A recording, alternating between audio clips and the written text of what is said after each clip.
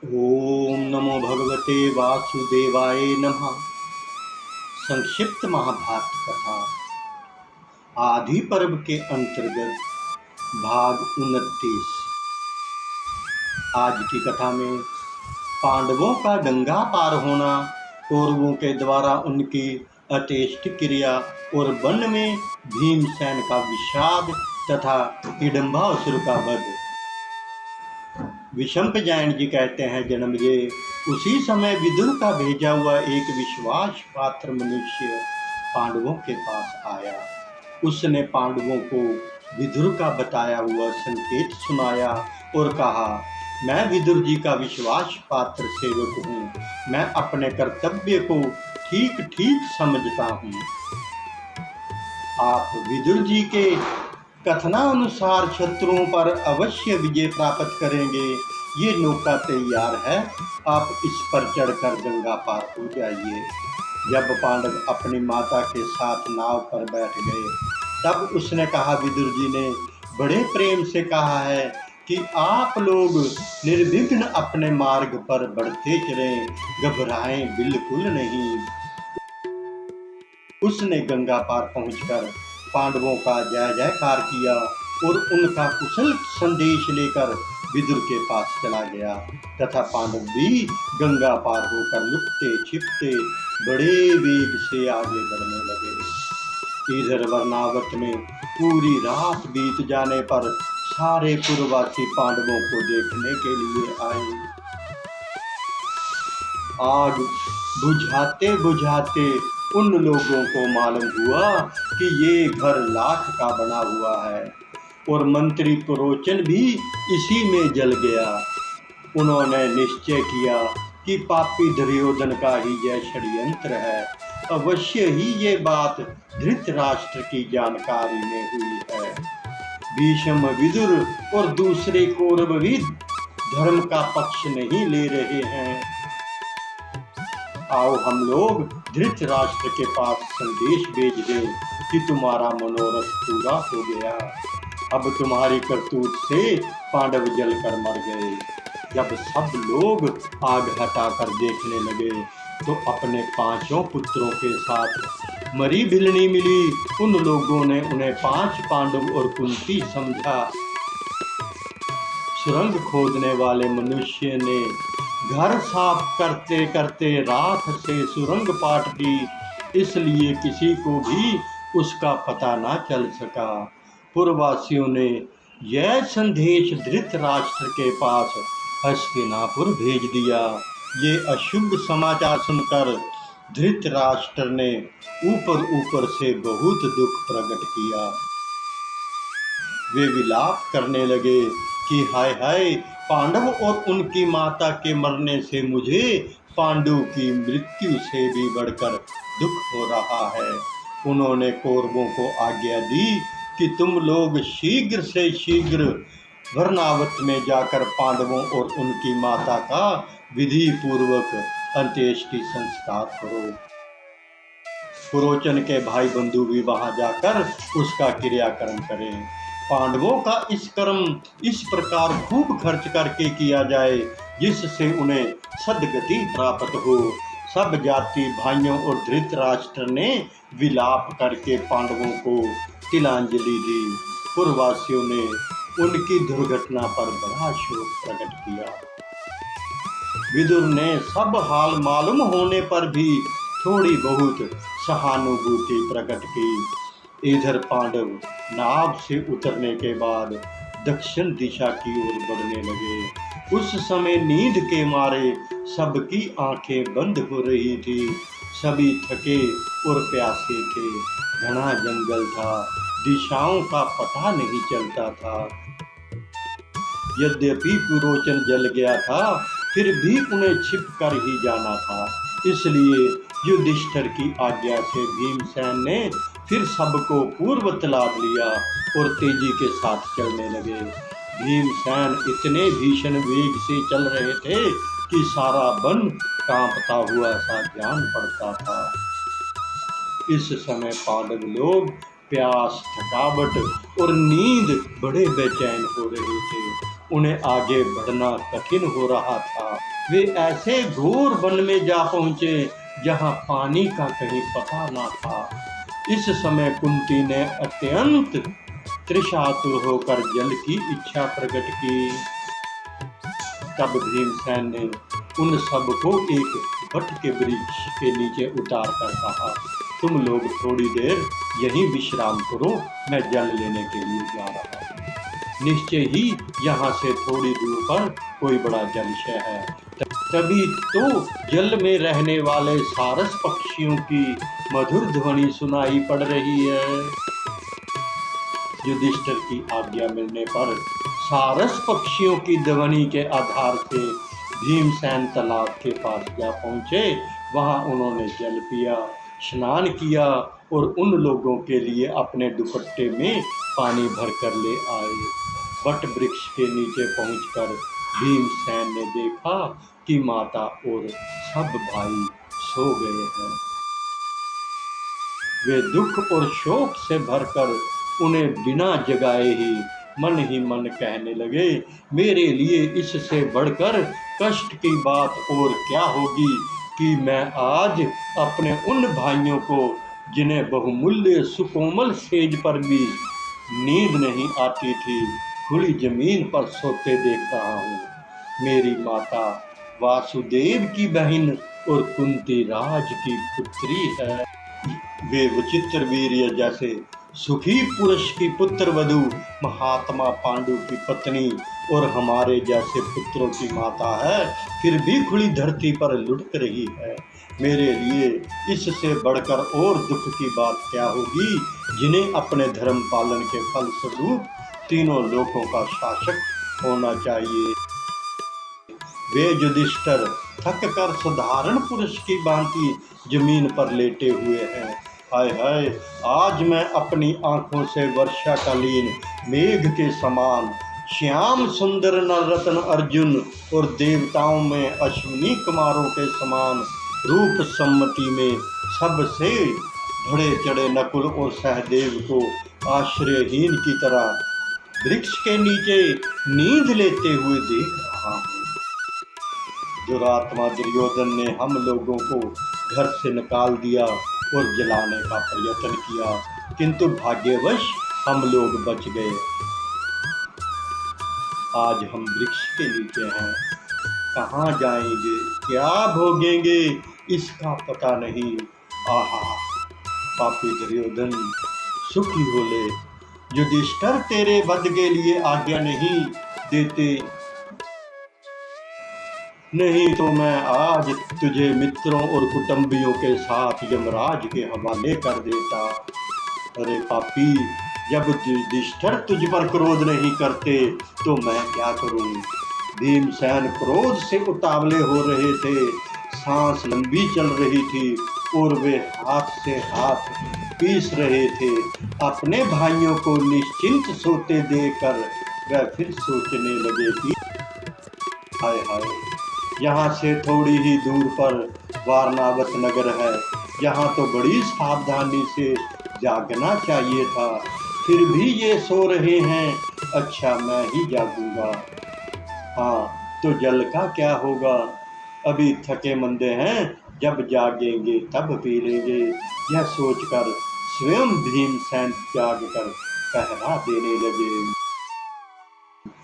वे शम पे जाएं ये कहते हैं, जन्मजय, जिस वन में युधिष्ठिर आदि सो रहे थे, उससे थोड़ी ही दूर पर एक शाल वृक्ष था।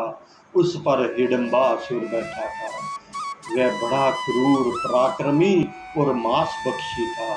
उसके शरीर का रंग एकदम काला, आंखें पीली और आकृति बड़ी भयानक थी।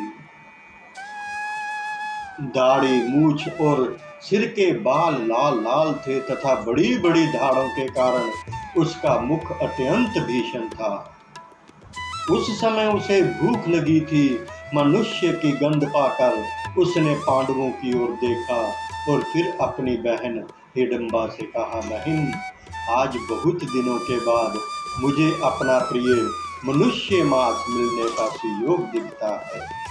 जीभ पर बार बार पानी आ रहा है आज मैं अपनी धाड़ें इनके शरीर में डुबो दूंगा और ताजा ताजा गर्म खून पीऊंगा। तुम इन मनुष्यों को मारकर मेरे पास ले आओ, तब हम दोनों इन्हें खाएंगे और ताली बजा बजा कर नाचेंगे। अपने भाई की आज्ञा मानकर वह राक्षसी बहुत जल्दी जल्दी पांडवों के पास पहुंची। उसने जाकर देखा कि कुंती और युधिष्ठिर आदि तो सो रहे हैं, लेकिन महाबली भीमसेन जग रहे हैं। भीमसेन के विशाल शरीर और परम सुंदर रूप को देखकर हिडिंबा का मन बदल गया और वह सोचने लगी, इसका वर्ण श्याम है, बाहें लंबी हैं, सिंह के समान कंधे हैं, शंख की तरह गर्दन और कमल से सुकुमार नेत्र हैं, रोम रोम से छवि छिटक रही है। अवश्य ही ये मेरे पति होने योग्य हैं। मैं अपने भाई की क्रूरतापूर्ण बात नहीं मानूंगी, क्योंकि भातृ प्रेम से बढ़कर पति प्रेम है। यदि इन्हें मारकर खाया जाए तो थोड़ी देर तक हम दोनों तृप्त रह सकते हैं, परंतु इनको जीवित रखकर तो मैं बहुत वर्षों तक सुख भोग सकती हूँ। यह सोचकर हिडिंबा ने मनुष्य स्त्री का रूप धारण किया और धीरे धीरे भीमसेन के पास गई। दिव्य गहने और वस्त्रों से भूषित सुंदरी हिडिंबा ने कुछ संकोच के साथ मुस्कुराते हुए पूछा। हिडिंबा बोली, पुरुष श्रोमणे, आप कौन हैं, कहाँ से आए हैं? ये सोने वाले पुरुष कौन हैं? ये बड़ी बूढ़ी स्त्री कौन है? ये लोग इस घोर जंगल में घर की तरह निशंक होकर सो रहे हैं।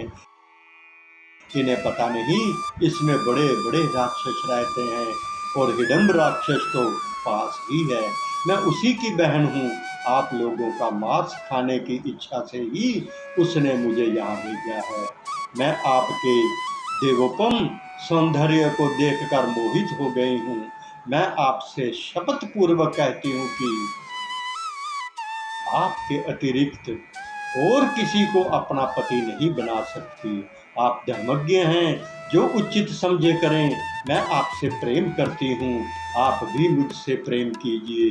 मैं इस नरभक्षी राक्षस से आपकी रक्षा करूंगी और हम दोनों सुख से पर्वतों की गुफाओं में निवास करेंगे।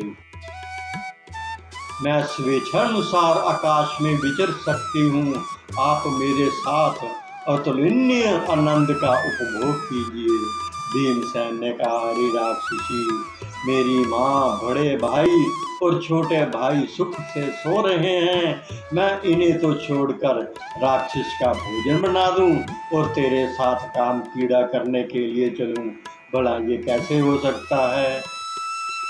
हिडिंबा ने कहा, आप जैसे प्रसन्न होंगे मैं वही करूंगी।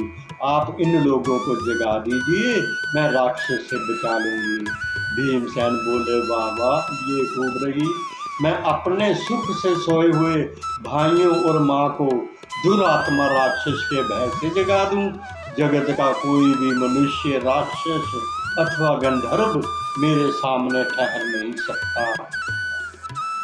सुंदरी, तुम जाओ या रहो, मुझे इसकी कोई परवाह नहीं। उधर राक्षस राज हिडिंब ने सोचा कि मेरी बहन को गए बहुत देर हो गई, इसलिए उस वृक्ष से उतरकर वह पांडवों की ओर चला। उस भयंकर राक्षस को आते देख हिडिंबा ने भीमसेन से कहा, देखिए देखिए, वह नरभक्षी राक्षस क्रोधित होकर इधर आ रहे हैं। आप मेरी बात मानिए, मैं स्वेच्छानुसार चल सकती हूँ। मुझ में राक्षस बल भी है। मैं आपको और आपके इन सब को लेकर आकाश मार्ग में उड़ चलूंगी। भीमसेन बोले, सुंदरी, तू डर मत। मेरे रहते कोई राक्षस इनका बाल बांका नहीं कर सकता। मैं तेरे सामने उसे मार डालूंगा। देख, मेरी यह बाँह और मेरी यह जांघ, ये क्या कोई भी राक्षस इनसे पिस जाएगा? मुझे मनुष्य समझकर तू मेरा तिरस्कार ना कर। इस तरह की बातें हो ही रही थी कि उन्हें सुनता हुआ हिडिंब वहां आ पहुंचा। उसने देखा कि मेरी बहन तो मनुष्यों का सा सुंदर रूप धारण करके खूब बन ठन और सज धज कर भीमसेन को पति बनाना चाहती है। वह क्रोध से तिलमिला उठा और बड़ी बड़ी आंखें फाड़ कर कहने लगा, अरे हिडिंबा, मैं इनका मांस खाना चाहता हूँ और तू उसमें विघ्न डाल रही है। धिक्कार है, तूने हमारे कुल में कलंक लगा दिया। जिनके सहारे तूने ऐसी हिम्मत की है, देख मैं तेरे सहित उन्हें अभी मार डालता हूँ। ये कहकर हिडिंब दांत पीसता हुआ अपनी बहन और पांडवों की ओर झपटा। भीमसेन ने उसे आक्रमण करते देखकर डांटते हुए कहा, ठहर जा मूर्ख, तू इन सोते हुए भाइयों को क्यों जगाना चाहता है? तेरी बहन ने ही ऐसा क्या अपराध कर दिया है? हिम्मत हो तो मेरे सामने आ। तेरे लिए मैं अकेला ही काफी हूँ, तू स्त्री पर हाथ ना उठा। भीमसेन ने बलपूर्वक हंसते हुए उसका हाथ पकड़ लिया और वे उसको वहां से बहुत दूर घसीट ले गए। इसी प्रकार एक दूसरे को कसकते मस्कते तनिक और दूर चले गए और वृक्ष उखाड़ उखाड़ कर गरजते हुए लड़ने लगे। उनकी गर्जन से कुंती और पांडवों की नींद खुल गई। उन लोगों ने आंखें खुलते ही देखा कि सामने परम सुंदरी हिडिंबा खड़ी है। उसके रूप सौंदर्य से विस्मित होकर कुंती ने बड़ी मिठास के साथ धीरे धीरे कहा, सुंदरी तुम कौन हो? ये किस लिए कहाँ से आई हो? हिडिंबा ने कहा, ये जो काला काला घोर जंगल है वही मेरा और मेरे भाई हिडिंब का वास स्थान है। उसने मुझे तुम लोगों को मार डालने के लिए भेजा था। यहाँ आकर मैंने तुम्हारे परम सुंदर पुत्र को देखा और मोहित हो गई। मैंने मन ही मन उनको पति मान लिया और उन्हें यहाँ से ले जाने की चेष्टा की, परंतु वह विचलित नहीं हुए। मुझे देर करते देख मेरा भाई स्वयं यहाँ चला आया और उसे तुम्हारे पुत्र घसीटते हुए बहुत दूर ले गए हैं। देखो इस समय वह दोनों गरजते हुए एक दूसरे को रगड़ रहे हैं। हिडिंबा की यह बात सुनते ही चारों पांडव उठ खड़े हो गए और देखा कि वे दोनों एक दूसरे को परास्त करने की अभिलाषा से भिड़े हुए हैं। भीमसेन को कुछ दबते देख अर्जुन ने कहा, भाई जी कोई डर नहीं, नकुल और सहदेव माँ की रक्षा करते हैं। मैं अभी इस राक्षस को मार डालता हूँ। भीमसेन बोले, भैया अर्जुन चुपचाप खड़े रहकर देखो, घबराओ मत। मेरी बाहों के भीतर आकर ये बच नहीं सकता। अब भीमसेन ने क्रोध से जल बुनकर आंधी की तरह झपटकर उसे उठा लिया और अंतरिक्ष में 100 बार घुमाया। भीमसेन ने कहा, रे राक्षस, तू व्यर्थ में मांस से झूठ मूठ इतना हट्टा कट्टा हो गया था। तेरा बढ़ना व्यर्थ और तेरा विचरना व्यर्थ। जब तेरा जीवन ही व्यर्थ है तब मृत्यु भी व्यर्थ होनी चाहिए। इस प्रकार कहकर भीमसेन ने उसे जमीन पर दे मारा। उसके प्राण बखेर उड़ गए। अर्जुन ने भीमसेन को सत्कार करके कहा, भाई जी यहाँ से बरनावत नगर कुछ बहुत दूर नहीं है, चलिए यहाँ से जल्दी निकलें, कहीं दुर्योधन को हमारा पता ना चल जाए। इसके बाद माता के साथ सब लोग वहां से चलने लगे। हिडिंबा राक्षस भी उनके पीछे चल रही थी। ओम नमो भगवते वासुदेवाय नमः। एक बार पुनः विनम्र निवेदन है कि संपूर्ण महाभारत की रोचक एवं ज्ञानवर्धक कथाओं का आनंद लेने के लिए हमारे YouTube चैनल कहना सेवा के साथ जुड़ें तथा कथाओं को शेयर कर अपने मित्रों संबंधियों को भी लाभान्वित करें। हरे कृष्ण कृष्ण कृष्ण हरे हरे, हरे राम राम राम हरे हरे। जय श्री कृष्ण।